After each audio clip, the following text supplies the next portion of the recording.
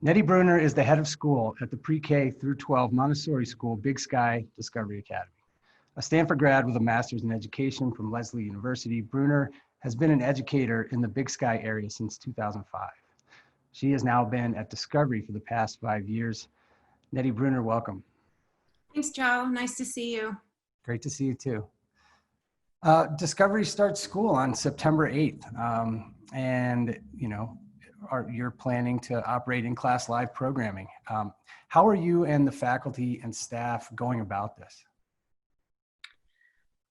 Well, we're probably going about it much in the same way as most educators across the country are. And we have had the fortune of operating our preschool through high school summer programming to put in place some of the recommendations and guidelines put forth by the county and at the state level. So I feel like we've been honing our practices for the summer, and I feel very thankful for the opportunity to do that with a staff who cares very deeply for the health and well-being of our students and our community. So more specifically, we're in our training week this week with staff to really make sure that we're well prepared for opening day on Tuesday of our school year programs. Right on. Well, yeah, I'm sure you've had, an interesting summer, and it must have been nice to be able to operate over the summer in preparation for the fall semester. Nettie, how important is it for kids to be back in the classroom? Well, I think that that's the current topic of the day, Joe. It's really what will be the social and emotional impacts of not being back in school in person. And of course, that's a balance with the health concerns and safety of our school community and our staff and our greater community. We are feeling like operating under the guidelines that are being put forth and collaborating with area organizations who were also running summer programming so that we could share our experiences and share our practices. It's setting us up to provide in-person programming. And at this time, we feel strongly that that's a good move for students. We also feel like it's a good move for families who are trying to get back to work. And if we can provide that live and in-person instruction in a safe way, then we're also creating a healthy balance for families. Sure. That's been a big adjustment for a lot of families, I know. Well, speaking of, health and safety, what measures is the Discovery Academy employing? Well, I could go through the whole long list of measures that we've learned and we've read about, and we've reached out to the county health department for guidance around. But I think the top measures that we are implementing revolve around parent partnerships in daily wellness checks and temperature checks of students. We'll be doing the same at the door for all of our students. We're working hard to also isolate our cohorts, i.e. our different program levels from preschool through high school, reducing any opportunities for overlap. We're also obviously implementing a lot of the cleaning and disinfecting protocols that every organization in the community and business in the community is implementing. I think as well, we are really fortunate to be operating with smaller numbers. And so we are able to be in classrooms with social distancing in place, increasing ventilation, working with our building managers to make sure that our HVAC system has the filters needed, and getting kids outside as often as possible. Sure. Well, how many, have you seen an increased enrollment this fall? We are at capacity right now, and we have a waiting list this fall. I feel like Sorry. there are a lot of families in the community who are maybe second homeowners who are reconsidering going back to their hometowns because those schools might have gone virtual or in part or fully. And so they're deciding to stay locally for this school year. And so we've been able to meet the needs of some of those families along with local Big Sky families. Mm-hmm. What do your enrollment numbers look like this fall, and how do they compare to last year? So we're full across all programs right now. We have 62 students preschool through high school, and our preschool classroom, we are keeping it a maximum of 16 kids in the classroom, and all other programs are between 10 and 14 students. So that's lower elementary, upper elementary, middle school, and high school. Gotcha. Is that a significant increase from last year? Well, we've always kept our ratios low, Joe, but we haven't always been full in every program at the start of the school year. So having a wait list is new to Discovery, and yet we have been growing every year. So I think there's some interplay between a greater increase in our local population because people are choosing to stay in the area, and also just a continually growing school program. Mm-hmm. You know, Nettie, as a private nonprofit school, what responsibility does Discovery have to any county and state educational guidelines for in-class instruction? Yeah. Well, I guess my first answer would be our responsibility is to the best of our ability keep our students, staff, and greater community healthy. So I would say that's our guiding principle, Joe. But also the governor's mandate for masks and face coverings applies to all schools, private or public. And so certainly that mandate, along with the county guidelines, are what we will be following. There's no exceptionality there, and we would want to be operating as well and as safely as any area business or school or organization is doing. Of course, no, that makes sense.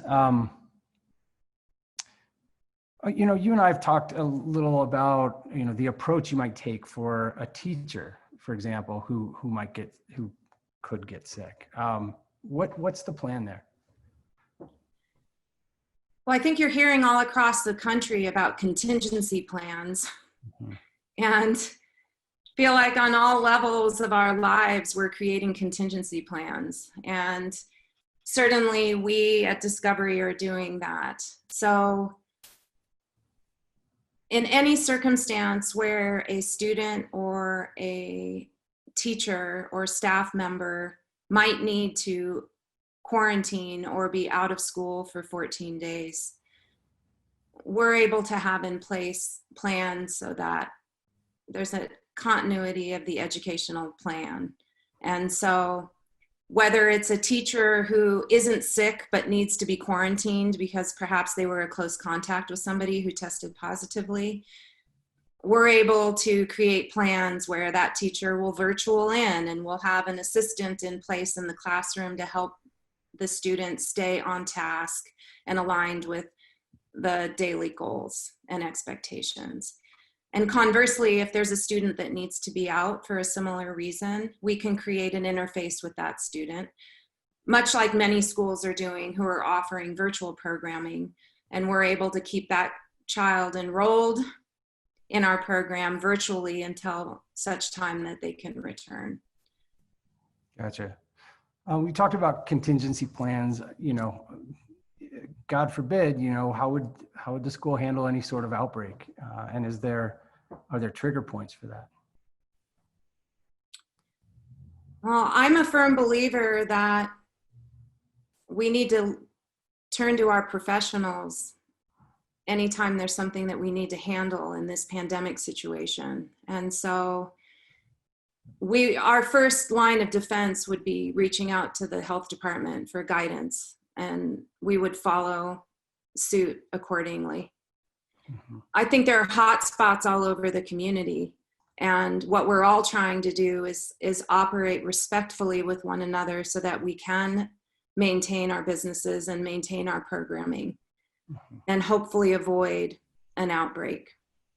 And that would be our greatest objective. And summer was a tried and true approach to that, and we had a very successful summer. Well, congrats on that. And yeah, you guys are back September 8th, correct? Yep. Nice. Nettie, what are some of the ways that Discovery is filling community needs outside of school programs? Well, I know in some of the previous town hall meetings, you talked about and highlighted the collaborative efforts of all of the area organizations around behavioral health and meeting the needs of any group in the community, any cohort in the community who was impacted by school closures or business closures or sheltering in place. And that group continues to meet. And we have felt really dedicated to continuing to try to find ways to support the community outside of our regular school program. So one role that came up this last spring that was filled somewhat, I guess, not casually, but in a self-directed way by our after-school English language learner instructor, who also was working for the school district, lending ELL support to elementary kids, was that our staff person was outreaching to the greater community of limited English speaking or Spanish speaking only community members. So we're working to formalize her outreach and provide her support for continuing that role, i.e. connecting those community members with community resources, whether it's supporting translation of materials related to their jobs or to school, or connecting them to the food bank, or connecting them to other community resources where the language barrier might be an impediment to their connecting to those resources. So we're collaborating with Women in Action and the YCCF and trying to work to create a formal role for her as a liaison to that community.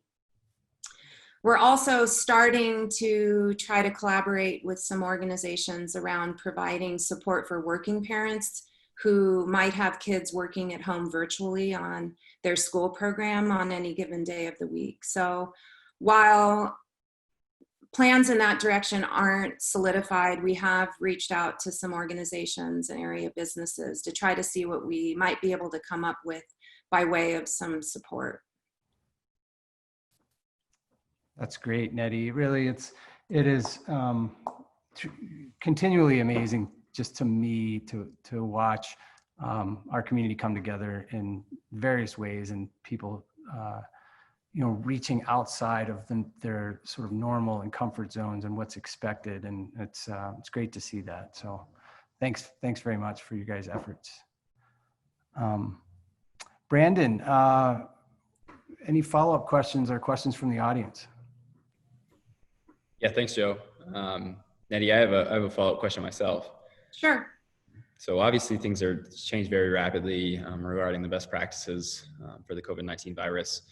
But there was a recent directive from Governor Bullock that allows students to remove their masks if social distancing is possible within a classroom and strictly enforced. I'm curious if the Discovery Academy has discussed this option or possibility at all. Absolutely. So that clarification from the state related to kids being in seats and being 6 feet distanced from anyone else in the classroom. And we're working to set up that scenario so that students can be without face coverings only under those conditions.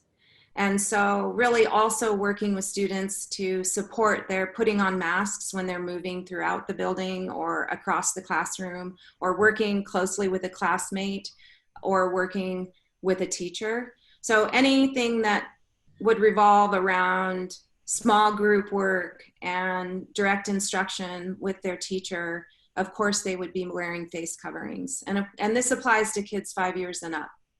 So we're setting up our classroom spaces, we're measuring, we're creating table and desk configurations to support that to the best of our ability. Yeah. And I appreciated that clarification coming from the state. And, you know, we just have to keep our eyes on those changes and that language and make sure that we're reaching out to the professionals when we're not sure about what some of that language means.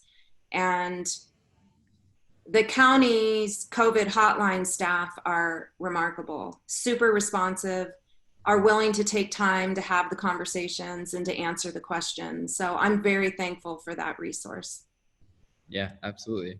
Well, thank you for answering that question, Nettie, and Sure. I wish you all the best ahead of next week's opening. Thanks. All right.